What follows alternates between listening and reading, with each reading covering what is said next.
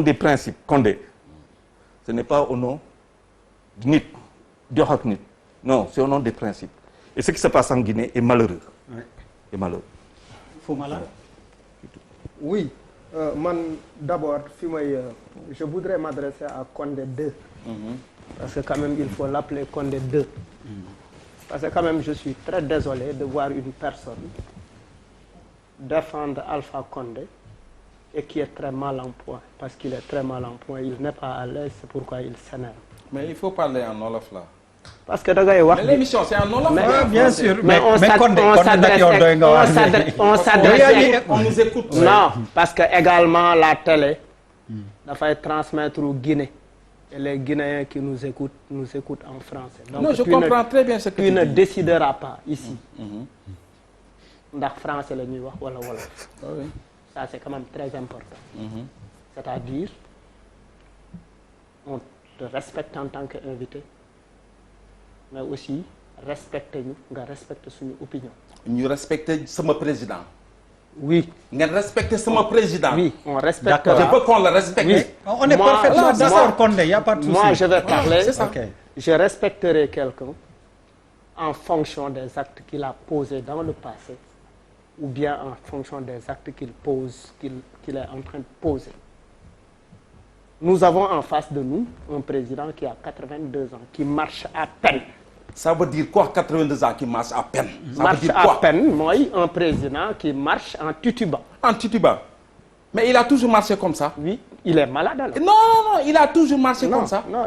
Condé ñu déglu tey xam nga ci lay gën a neex. Non, il faut que j'éclaircisse parce que non, oui, le président a toujours marché comme ça. Ton énervement. bi muy am 40 ans ni lay marché. bi muy am 42 ans ni lay marché. Jusqu'à 80 ans il marche. Condé pour débat bi neex ñu jëlee ci njëriñ. Il faut le regarder. Il s'incline en marchant. Mais il est D'abord, ce qui est requis pour un président de la République, c'est la santé physique. Je le connais très bien. Non, ce qui est xam nga booy def lii du neex Condé. Condé bi ngay wax dañ la déglu religieusement. Tu vas non compte boo waxul lu dëgg. Non, je suis désolé, ça ne peut pas se passer comme ça nag Condé. Condé boo bëggee yàq émission bi. Soo bëggee pourquoi parler de son anti-Tiban? Mais ça veut dire quoi? Mais il a le droit de penser ainsi. Yow boo jëlee parole. On n'a qu'à parler de la Guinée li fa xew ci élection yi. Mais pas attaquer mon président directement, je ne suis pas d'accord. Je ne suis pas d'accord. Mais nu ñuy waxee ci élection yi te waxuñu ci Condé mi nga xam ne moo doon candidat moo ne moo gagné affaire bi indi problème. mais bëgg ñu wax ci élection yi bàyyi Condé. Je fais. Condé bu ñu imposer lu ñuy wax. imposé wu ma leen mais je n'accepte pas qu'on attaque mon président. Condé je répète pour la dernière fois nañ organiser débat bi. On n'a qu'à organiser, on n'a qu'à modérer les langages, c'est tout. Respecter la ñu respecter la on se doit du respect. bu ñu respecter sama président ma respecter leen. non. si.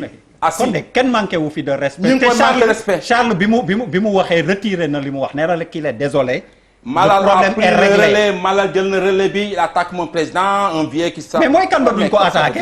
Mais il n'a qu'à souffrir qu'on l'attaque. Mais on n'a pas besoin de ça. On n'a pas besoin de ça. On n'a qu'à parler directement sur le président Alpha Condé woy li tax mu def li mais d'accord. Mais bëgg a wax ci âge am bëgg a wax ci ni muy doxee mais ça veut dire quoi ça? Mais bu dee âge am dafa impacter sur ses décisions. Ça n'a rien à voir âge am boobu nga ñuy wax nii. buñ ma leen tegaloon relais ñoom ñi dem dox marche 35 kilomètres mu bàyyi leen ci ginnaaw man maa la wax loolu. soo ko bëggee jàpp nii dina. non si parce que dama xam sama président. chaque 30 secondes. dama ànd ak moom dox ak moom Géejawaay Yëmbal partout ak tànk.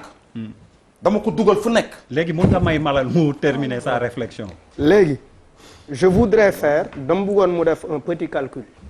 82 ans mooy at yi mu fi ñëwee muy dox ak moom Géejawaay Yëmbal je te permets de faire cette soustraction. 82 ans mooy. at yi mu ñëwoon fii Sénégal nga ànd ak moom di dox Yëmbal ak Géejawaay. xam nga âge bi mu toll nii 82 ans yi. xam nga lan la wax opposition bi. biñ koy traité mun leen. kaay leen ñu jógee secrétariat jëm kilomètre 36 on va marcher je vais vous laisser derrière li tax mu wax loolu man xam naa ko. man dama am confiance sama président état de santé c'est zen dafa wér nit ku wér la nekkul nit ku feebar ni muy doxee nii di titubee kooku yàgg na ci moom il est né comme ça il a grandi comme ça amul problème de santé amu ko il fait son sport quotidiennement kon de xam nga mënoo monopoliser nii. la parole cannibaliser le débat. si on attaque kon de bëgguma lu mësul am ci plateau bi. on n'a qu'à parler directement des élections. non. on n'a qu'à parler directement des élections. non. qu'est-ce qui se passe. non kon de encore une fois. ak yooyu c'est la dernière waaw loolu la kon de tu vas nous écouter te bëgguma que ça se passe comme ça. xam nga li tax lu mësul am ci plateau bi ak man bëgguma mu tàmbalee tey si on continue comme ça. billahi wallahi bëgguma woon waat. mais vous allez nous quitter. ah mais bien sûr avec plaisir bugguma fa yegg nag wax naa la ko. avec plaisir. waaw si c'est avec plaisir on va y aller. vous laissez les gens s'exprimer après nga tontu.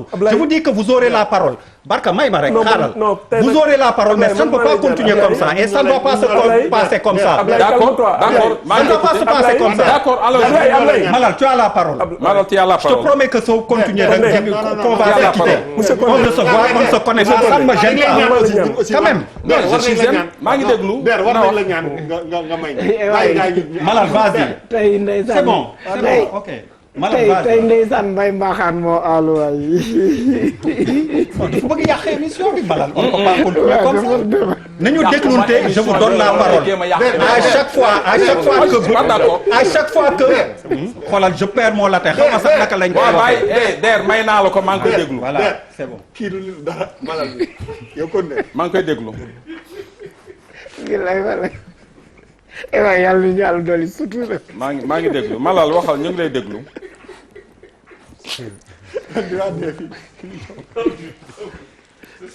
c'est ça le Sénégal quoi nañ ko sant yàlla.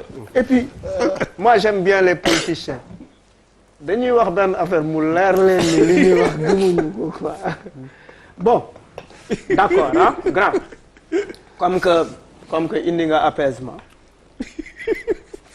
Maintenant mun nañ la concéder les histoires d'âge et cetera de physique de santé. c'est pas grave. Parler politique. Bon Alpha Condé a été soutenu bi mu nekkee opposition au niveau sous-régional au niveau continental. Je me rappelle de la célèbre chanson de Tiken Jah Fakoly Libérer Alpha Condé. Toute une jeunesse s'est mobilisée pour que Alpha Condé soit rétabli dans ses droits. nit ñi xeex il est arrivé au pouvoir dans un pays boo xamante ne aussi également dafa am histoire muy Guinée de Sékou Touré ñu ñëw tey il faut quand même ñu dellu ginnaaw li ñu indi ci situation bi c'est une situation de troisième mandat même boo bëggul ñu wax troisième mandat. non je suis d'accord on parle c'est politique. les troisième mandat fan la IBK mujje IBK fan la mujje il a tripatouillé jaxase ay élection ñëw nekk au pouvoir il est parti comment de la manière la plus honteuse. Abdoulaye Wade bi mu forcé troisième mandat qu'est-ce qui s'est passé il était très aimé des Sénégalais qu'est-ce qui s'est passé il est parti nit ñi dañ ko yóbbu ci élection gagné ko qu'est-ce qui s'est passé avec d'autres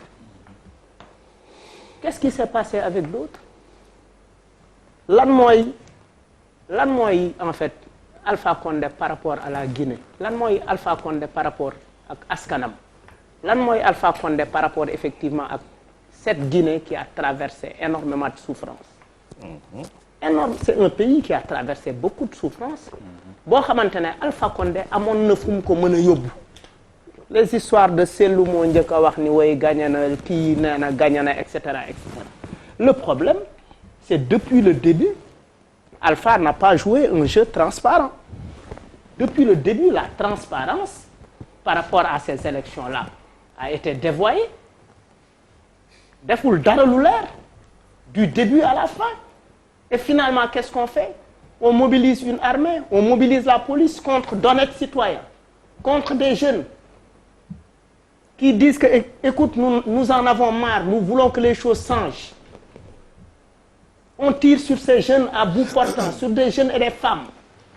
rey ay ndaw rey ay xale. On a tiré sur personne. Non, mais attends. On a tiré, c'est Cellou qui a amené des mercenaires qui tuent les enfants. Non, loolu sa commentaire de partisan la. Je sais. C'est pas partisan, nous on connaît la... loolu sa commentaire. Si vous développez comme ça, je ne suis pas d'accord. Je te concède, les images sont là. Je ne suis pas d'accord. On a une Guinée les qui... images là n'ont rien à voir avec ce qui se passe. C'est pas des images empruntées ou inventées. À bout portant, ici c'est la Guinée. Nous on connaît comment ça se passe. Ici c'est non di ñu déglu xam nga yow gëj nga Guinée. Gëj. Barka mi moo nekkoon Guinée fan yii. waaw moom dëgg il est fraîchement revenu de Guinée. te boo déggee li Barka wax daf lay laal tey fi ñu toll mooy wax Alpha dëgg nan la ñu mën a waxee Alpha dëgg mooy wax ak waa CEDEAO. Qu'est-ce qui s'est passé en Gambie quand Yaya Jammeh a voulu se comporter d'une certaine façon? Oui, la CEDEAO s'est mobilisée. Ça s'est terminé comment? La CEDEAO s'est mobilisée Qui a sauvé... et Yaya Jammeh est parti. Qui a sauvé la Gambie? Parce qu'il a voulu... C'est le président Alpha Condé qui a sauvé la Gambie. Et je dis, mun naa leen ko wax fii léegi leeral leen ko nan la amee.